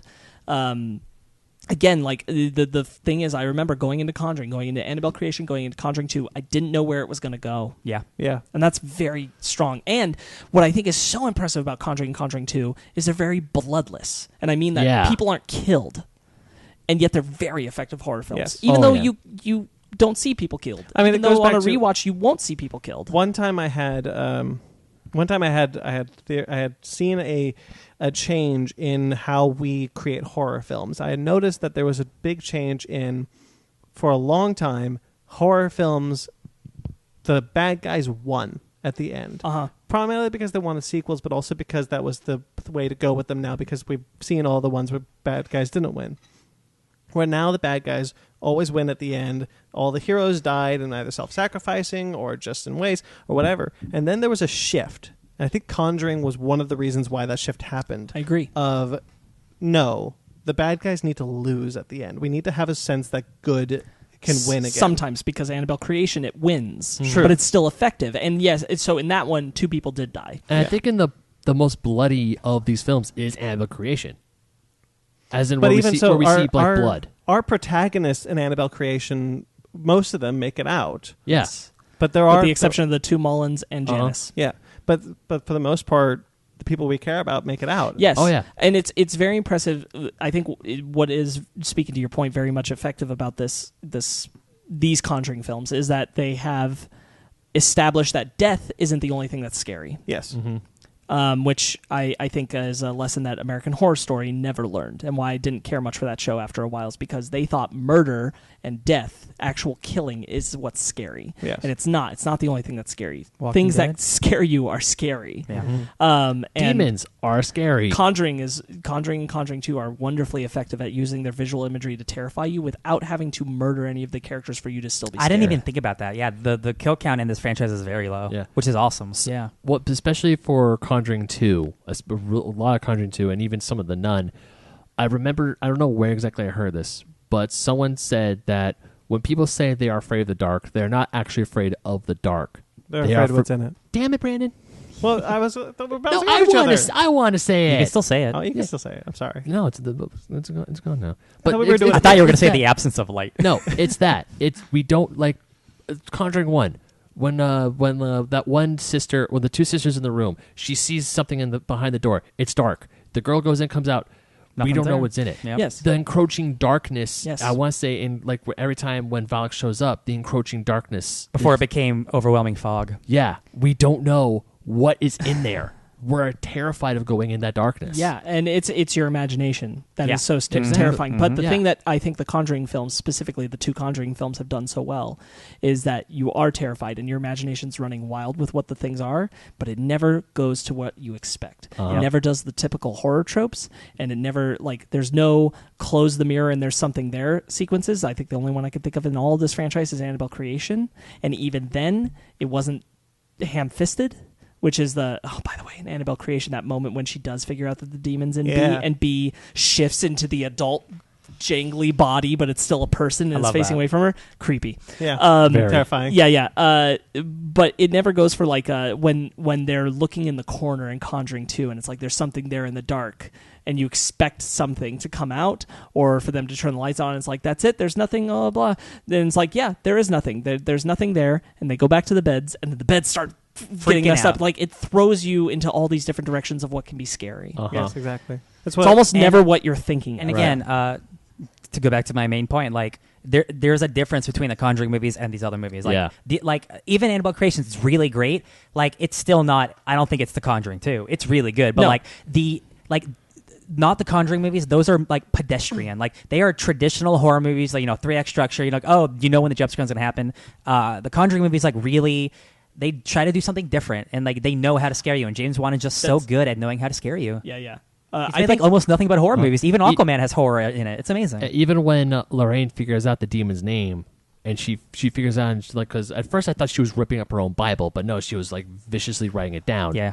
I really like how even when the lightning strikes and we see that the point of the tree is like, Yeah. oh, it's the tree that's gonna kill Ed. Doesn't I mean, but obviously. we know that because these are kind of based on true stories, Ed doesn't die then. He lives into the But it's not 2000s. important. You Yeah. know? It's not important to know that going into it, because again, like, death isn't the thing that matters. It's No. it's what's happening in the middle and Exactly. everything else. Yeah. That it's the journey of it that's so I don't want to say like terrifying, because that's not the word I'm looking for, but like pulse engaging, I guess. There you go. It's what gets it all going, and it all works for you. Yeah. Speaking to what you said about a 3-act structure, that is like what Conjuring and Conjuring 2 so successfully did. I'd argue Annabelle Creation. I'd even argue The Nun to an extent. They violate. The Nun is like the bad outlier where I like a lot of the stuff in it. Which is but weird. but they violate the 3-act structure. Some of the best things that'll happen, some of the scary sequences, the nun walking through the study, happen far earlier than the third act of the film, where a lot of other horror films save all that stuff. Yeah. You are engaged in scary things throughout. That's what makes this franchise work on the whole. So I don't know if we're gonna start going to the Nun, but I actually had a lot. It's Of, nunning up. I had a lot of fun with the Nun. Real quick, any last thoughts on Conjuring 2? Conjuring I think 2 is it's great. fantastic. It's think an it's excellent incredible. Christmas movie. It's one of the best horror movies of the 21st century. I'm giving you shit, but I did think about it, and I'm like, well, Yo, man, I see people you hang go up for Christmas horror, lights. it does have like Christmas values to it, and I do like it. I do like that it's a very effective film that's set in that Christmas time period. It also does add a flavor to it that I think works really well. Right. Exceptional. Conjuring 2 #1. So let's go to the Nun. The next one in the franchise was Annabelle Creation, and now, but then it was the Nun. The Nun. The Nun. This was again one Ryan and I did not see in theaters and saw for the first time this week. Obviously Ben did as well. I saw this one in theaters. Yes, you did. So once again, going back to my Final Fantasy analogy, I got a lot of dungeon crawler vibes. Yeah. And I actually, This seems like a haunted monastery for sure. I had a lot of Fanny and I. We talked a lot during The Nun, but it didn't like. There were some creepy things, but also there's a lot of things that we were yelling. Is like, hey, ladies, you know the door that says God ends here? Lock the damn door. So that's the thing. So the thing about The Nun is, I don't think it's particularly good. I do think there's good imagery in it. There's some less so good scares, but there's a lot of good imagery. And I think the main three are actually pretty engaging. Yeah, so like this is like the weird outlier where like I like most of the characters and a lot of the scares are good. It's just like it's the plot and the story. I'm just like it's really bad decisions. Just some really bad decisions in the execution of some of this stuff. Yeah, yes, you and I had a long conversation about this after trying to kind of piece out what worked and what didn't work. I love a lot of the imagery in this more than I would say a lot of the other movies, but it's the execution of the rest of it. Very cool to be set at the Abbey. Yeah. Really like It's the setting of the Abbey. Not only is it spot. different for this franchise, it's very different from most horror movies. That's an awesome setting. Yeah, I agree. I mean, the plot itself is kind of, there's just a nun suicide and then just tumbles into there. But even the Mother Superior, when we first see her, I'm like, she's Oh, you mean like the black dress? Yeah, like, Alice. And that's one of the things. Abbas, that's actually one of my favorite things about The Nun is that this is one of the first times that they blatantly have benevolent spirits actively trying to stop Valak. Yeah. And like there's a lot of because the film cues you in. If you see their face, they're good. Mm-hmm. They're supposed to be there to help. They're trying to help. If you don't, they're bad. And it only ever violates that once. And I think that's kind of engaging. I like that idea that when you realize they were all dead the whole time. Yeah. Yes, I just wish the execution on it had been better. Sure. It's good ideas not executed well. Yeah. I don't like I right away was put off about the idea of a nun film to begin with because I think that if you overuse the imagery of Valak is less scary. Mm-hmm. And 100% I feel that way coming out of The Nun. Even watching, even looking at pictures or images left from Conjuring 2, like I said, I watched the last 30 minutes of Conjuring 2 again last night because I needed to just remind myself of what happened. Valak showing up in that, I was less intimidated because I have now seen The Nun. Yeah. And that disappoints me because I was like, yes, you're going to overuse this image. The image was used so well in Conjuring 2, and it relied so heavily on her in The Nun. Nothing else but her. And kind of killed it for me. Even each of the Annabelle films try to bring in a different spirit, but The Nun is just specifically, it's just Valak. Yes, and I have a big problem with the fact that Valak speaks. Oh yeah. Oh, she does. Yes. Also, like physical manifestations now, like physical zombies that we can attack. Oh yeah. What up with that? Yeah, a little weird, right? I wasn't a fan of that. No, I wasn't a fan of that either. Again, some of the imagery is great, but like doing some dumb this stuff. one I kind of do want to go by in a little bit of piece by piece in a sense. Farmiga's character, cool that she likes dinosaurs and kind of challenging the idea of religious beliefs. It goes nowhere. Exactly. Yeah. Oh yeah. Now here's what's crazy. Gary Dauberman wrote Annabelle Creation, The Nun, and Annabelle Comes Home. The Nun seems like a script that was rushed and forced on him, and it shows in production that it was rushed. Jesus, this is why I wanted to talk about The Nun. One of the reasons. Okay, so my NDA is up for The Nun. The Nun had massive issues. Yeah. It shows. It had huge issues within production. They were still cutting that movie together and shooting it 2 weeks before the movie was due to be released. And the problem was that the director, I don't remember who the director was named, but he blew it. He destroyed this movie. And hold on, I got it right here. Yeah, so he destroyed this movie. The last 2-3 weeks, Corin Hardy. So yeah, the film, he destroyed the movie. And James Wan had to come in and direct what was left. So there's a lot of reshoots that are directed by James Wan. He did it uncredited because he cared about that. He cares about this franchise. He doesn't want to see anything ruin it. Yeah. But it was too late. He salvaged it, if anything. In theory. So I pointed out to Ryan, there are a whole lot of light aperture problems in this film. What that is, Ben's giving me a quizzical look. So what that is that there would be shots. A great example of this is the first time she sees the nun praying. Oh, yeah. And she's approaching her from the back. So on that shot, there is a bright light, and then there's a brown thing right in front of the nun. Once the shot gets close enough that white light has disappeared, the light aperture has to rezoom and refix itself. This happens several times in the movie where the light has to readjust itself in shot. This is normally, it happens in big budget movies, but normally only like once. There were about like 8 in this movie. Amateur. And it's not something you can fix easily in post-production. Amateur hour. It is something that happens when you're filming it, and you have to adjust the lighting in filming in order to fix it. Yeah. You want to know what my biggest problem was with this movie? Fog. That, but also when the main character, the nun who wasn't a nun until the very end, she kept saying the phrase "Mary lights the way." They finally, I'm like, okay, Yeah. so there's gonna be a statue of Mary pointing somewhere, and then when they finally get to that statue, it's like a Deus freaking Ex light. Machina. No, it's a freaking lighthouse.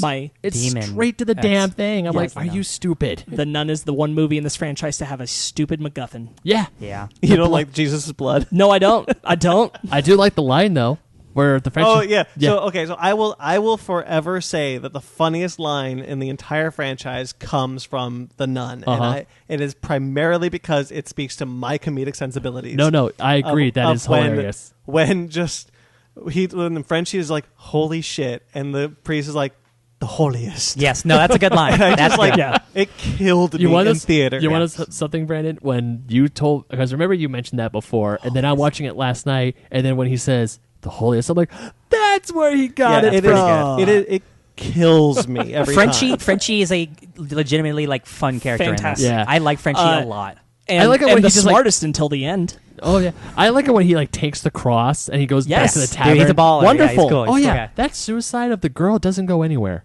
No, it's just the- to tell you that bad things are happening. Yeah, and it's it doesn't it's make just sense Valak- because characters there. Valak's evil is infecting the town. which doesn't make sense since Valak is still contained to the Abbey and can't escape. But whatever. Yeah, This is not a well done script. No, No. it's not. 100%. It's not.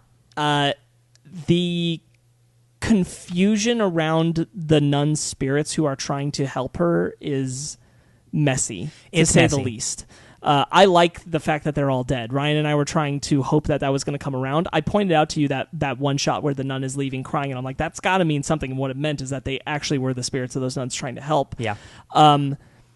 Right off the bat, do you want to talk about the thing that bothered you throughout the whole movie, which was the opening of the door? With the oh, so yeah. So this movie begins with these two nuns like running, and they're trying to open this door. The one that says God ends here. Yes, God ends here. So I don't know if you agreed with this before we got further on, but I got the implication that they released Valak, and that didn't make any sense to me because they opened this thing where it says God ends here. I'm like, why would they open the door where Valak is being held? Yeah. I don't know if that was supposed to be the implication. It's not. It's It's not. not. But It's it's not bad- communicated well. it's bad What is the directing. implication is what happened is, and it really doesn't make sense. It doesn't because make later any in the sense. movie, when they go to get Jesus' blood, they take a different route. They don't go through the door that we see. So, but the thing is, supposedly that was the way to get to the relic, but they make it look like it's where Valak was contained. Yeah. But it's established later in the film that all of the other nuns but those two had already been killed by Valak. It's it's just bad setup. It doesn't. It's just all messy. It doesn't make bad sense execution. narratively. It's not made clear ever. They even confuse it further when it looks like Valak is trying to take the key because visually that's what it's looking like it's saying, but that's not actually what Valak was trying to do. It's not strong. Valak's motivations are also very, very weak in this film. I will say, talk about retconning a lot of things. The idea that Frenchie is save that for last. That's the worst. Who save that for last? we're getting a little long, so I Yeah, want to yeah. try to. I speed mean, it yeah, up. that's fine, but this is what we're doing. We're doing this conversation, and there's a lot to say about the nun. The sequence where the father is taken into the cemetery, where he's lured there, and the snake comes out of Daniel's mouth and then Great pulls him scene. straight into the that get you Yeah. pulls him straight into Buried a alive sequence was incredible. Very good. That was pretty cool. I love it. And when she comes looking for him and all the bells go off. Excellent. Incredible. Excellent. The fact that these two people don't immediately go, okay, this is really bad and this is on a whole place is baffling. And that my biggest problem with this movie, my second biggest problem with this movie, is that it rewards stupidity. These characters constantly, outside of Frenchie until the very end, make stupid decisions, and it rewards them for it. This is the first Conjuring movie where I'm like, oh, this is a bad horror movie. Like, I like all the stuff, but like they were making stupid decisions that none of these characters in any previous movie have made before. That they they're actively being stupid. I'm like, I thought we learned from this. All these movies before this didn't do this. The fact that they stay at the Abbey and allow themselves to separate from each other after that point is insanely dumb. Multiple times. Insanely dumb. He was pulled underground. He was buried alive. And buried alive. That makes no sense as people who believe in this stuff. Yeah. There's no reason why you should be allowing yourselves to be separated, why you should be putting yourselves in these dumb situations. Real quick, would you guys say it's the worst of the Conjuring franchise? Because I say it's the I didn't second see La worst. Llorona, so I weird. don't count La Llorona. I think I had the most. No. Excuse me, Mark. I think I had the most fun with it because Fanny and I were just talking the whole time, and I was like, "Man, that's dumb. Don't do that, you idiot." And then,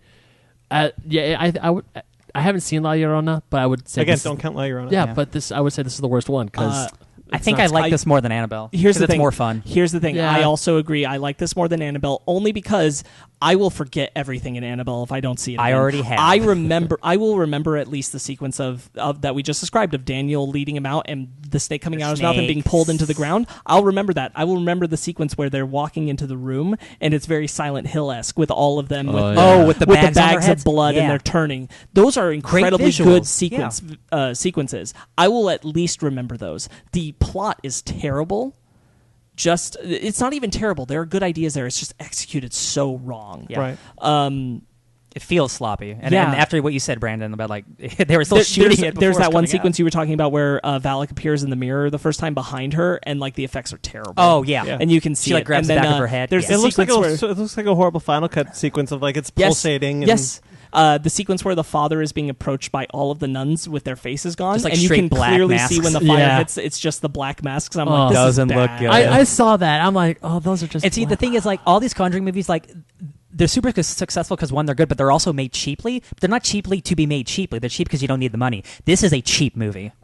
Another huge thing that I don't like in this movie: when the father is pulled underground, he's pulled into a grave. That they will tell you. This, I think it's the director says, well, that was just coincidental.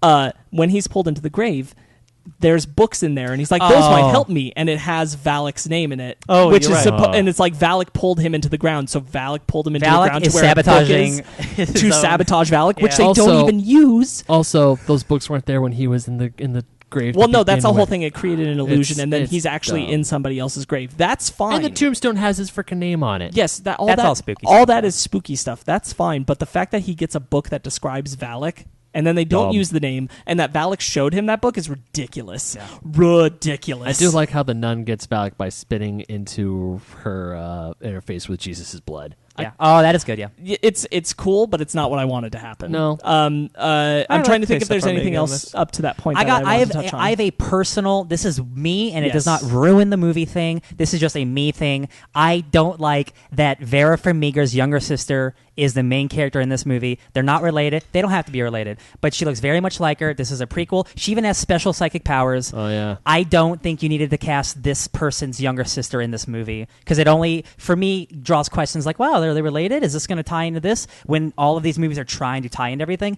it doesn't do that. And I was like, man, how many other actresses? I'm like, she's not bad in this, but like, it's her sister. It's the main character's sister from The Conjuring. It's like, why is she in this movie? I think it's a fun little Easter egg. But it's not an Easter egg. It's not an Easter egg. No, it is for audiences to be like, oh, that's she's related to Vera Farmiga. I don't think it. I Again, understand. it You doesn't said detract. it was just your thing, and I think it doesn't do anything. It doesn't detract anything. I mean, I agree. Like, it doesn't bother me, but I wouldn't call it an Easter egg either. It's just like, hey, I know this person. Let's cast her. So, not to say that she isn't talented. She's good in the movie. I don't like, and I know Ryan agrees with me. I don't like that this ends with them beating the nun. I would have rather that when he does come upon her and she is possessed, that she had stayed possessed and she killed Frenchie and she killed the father, and that's how Valak got away. Yes.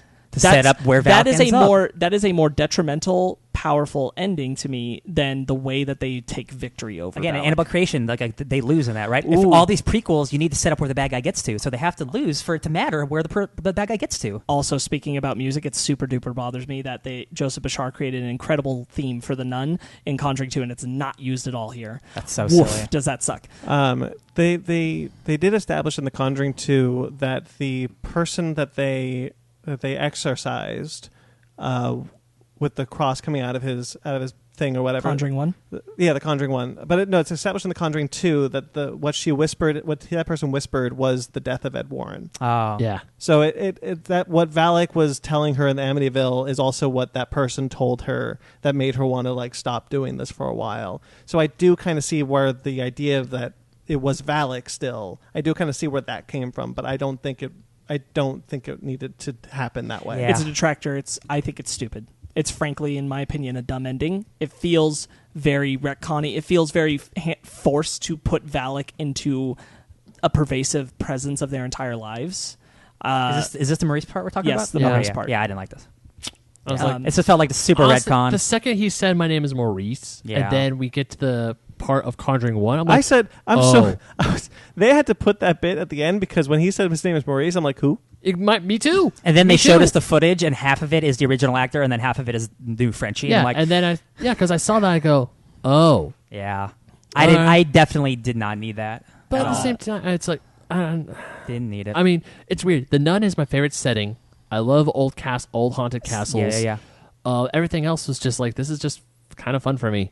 It's like, hey, these people are being stupid. There's some imaginative sequences, but there's a lot to. It's the to dumb. not like. It's not the worst movie, but it's definitely the dumbest one. Like right when the parts that kind of got me a little tense was when in the very beginning of the movie when the nun who was about to like jump off the ledge, she looks and she sees Valak coming at her. That's a cool image. And she's crying and she's like, "Lord, forgive me for what I'm about to do." Yeah, and then like the cross goes upside down and it even lights on fire. Yeah, and it's like, oh, that's pretty hard home hitting imagery. Right there. I like seeing Valak walk through the corridors. Yeah, that's freaky. Like that. I think I thought the cool shot image. honestly was more effective in the post credits of Annabelle Creation. It's the same shot though. No, it isn't. What's so different about it? It's a closer shot. Oh, It's only focused on her in the corridor. right, that There's is at the nothing end of white that about movie. It is a more didn't see effective that. shot because it feels very personally invasive and it's slower. I didn't see that part. I just took Yeah. the DVD out of my PS4 and said, okay, I have what do I have next? Conjuring 2 and Nun. Yeah. Almost there. It's None. unfortunate. I do feel like and maybe this is much how people felt about Annabelle when Annabelle came out, but I do feel like this is a misstep for the Nun, and we're supposedly getting a sequel. and then when the Nun And I 2 don't want that creation either. comes out and it's dope and awesome, we'll just That'd be be great. saying, well, So we're going a little long, so I guess we'll put our Annabelle Comes Home discussion online. into its own review Into its special. own Yeah. review special. Yes, I imagine so. I did want to ask, speaking of the Nun 2, where do we want to see this franchise go? I feel like some of that will come up after we talk about Annabelle Comes I Home. was going to say, All right, so maybe we can wait. What I will say is what we know is on the books. I don't have a lot of interest in the Crooked Man. same. And Conjuring 3 's happening. I don't have a lot of interest in the Nun 2. I am interested in the Conjuring 3, but it's not the same creative team, different writers, different directors, so that makes me nervous. Really scares me. Nervous. James Wan may be producer, but James Wan's been producer on the bad ones in this too. yeah. This franchise is cool, but I will say it has far more, in my opinion, like misses than hits. I mean, like, without La Llorona, like, like half the movies are good, right? We Yeah. got Yeah. the 2 Conjurings and Annabelle Creation. And then the other 3 are, like, fine to whatever. Right. I quickly on the Curse of La Llorona. The reason why we didn't talk about it is because you take 10 seconds out of that film and it's no longer a Conjuring movie. Also, the reason I didn't see it in theaters is you said it was And it's not good. So I don't, and that's, if that is part of the Conjuring universe, then there you go. There's I mean, another if it was on DVD, I think we would have watched it, but as we Sure. were watching these movies this week, we had no way to do I it. will never, ever, ever consider the Curse of La Llorona a Conjuring film. until no point. Producers they disagree. make another connection Until where the Lord. Warrens There deal is- with La Llorona. Lord. So we did get some before we get out of here. We did get some comments I like comments. on our. I just noticed the shirt you're wearing. It's a great shirt. Oh, thank you. Yeah. So I posted the thing, and the Key Thief says the best franchise. Heart emojis. Oof, I don't agree. I don't know but about the okay. best, I but don't know. it's real good. I don't. Yo, if it was just Conjuring and Conjuring 2 and then Annabelle Creations, that's like a perfect trilogy. If you want to say the best horror franchise, I might give you that. At FanDads. Yeah. Modern. At FanDad says, I have not seen the bottom 3 in your image, but I love the top 3, referencing to Conjuring. I put them in release order, so it's Conjuring, Annabelle, Conjuring 2. Yeah. I mean, there's things to like about all these movies. Yeah. Warren at Warren_files says, did you forget about the Curse of La Llorona? No. We want to though. Yeah, sorry. Never seen it. Can't share a full opinion on that. Linda And- Cardinelli's in that, isn't she? Yeah, Carlene. I love Carlene. good I in it. love her. She's good in I it. got to see that movie now. Yeah. Damn. At Crib Suksa. Yeah. Sorry. What I have up? watched them all I've watched them all. I'm a huge fan. Yeah, cool. So cool stuff. What do you want to see, Brandon? Well, I told you what I wanted from a Nun prequel. I wanted maybe off air, but like not on air today. I really want to see Like Crusade stuff, right? a Crusade horror Yes, I was talking to him story. about that too, dude, because we don't see many horror movies like that. Yeah, well, I would love to see a Crusade horror movie about when Valak was first summoned, dude, and having the church having to deal with that. It was the Nun where we saw like the ritual of like the ground open. That was awesome. Yeah, seeing Valak. Oh yeah. That You was were super like in into the that. cloaks Like and stuff. that whole I love cults, guys. that whole warlock scene. I'm just like Final Fantasy, and then the Crusaders come in. Like I would love to see our main characters are Crusaders trying to stop. Remember the beginning of the Mummy? The Mummy had that stuff too. That's the cool man. Crusade stuff so cool. So it's like something like that would be really cool. Yeah, I'm into it. So I think Conjuring 3. I do want to just Conjuring 3. I do want to just say real quick, they have made some comments about the next Nun film. And what it is, quote, I do know where potentially if the Nun works out where the Nun 2 could lead to and how that ties back to Lorraine's story that we set up with the first two Conjurings and make it all come full circle. That's not what I wanted to hear. That being said, and that was James Wan talking about it. All right. Now, that being said, there have been like things that they were planning for Conjuring 3, for example, and it sounds like those things have changed, so that's not set in stone. That was in 2017. In 2019, Peter Safran said that it is in development. It's a really fun storyline plan for the film, and that there was always an inevitability to another Nun film. So maybe we'll go prequel instead. I don't want Lorraine. And the Conjuring 3, I like the concept that it's them going to try to get someone off of a murder trial. Yeah, that's the new one. The original, we'll talk about it in Exorcism Annabelle Comes of Home as well. Emily The Rose. original plan for Conjuring 3 was going to be a werewolf story. Yeah. Not anymore. But just see where that got slammed out. Come on, it's like all right, so we're running this a little long, so let's get into our book club, shall we? heck yeah.